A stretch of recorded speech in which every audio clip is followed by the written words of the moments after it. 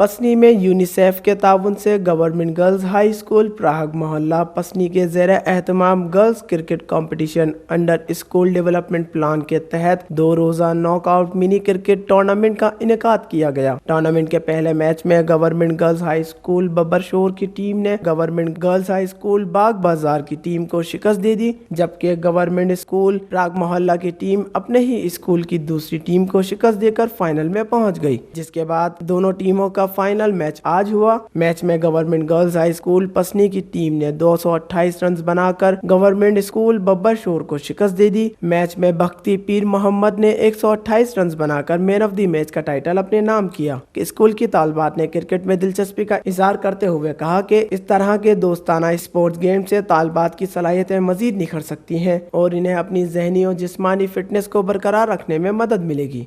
वश न्यूज़ पसनी।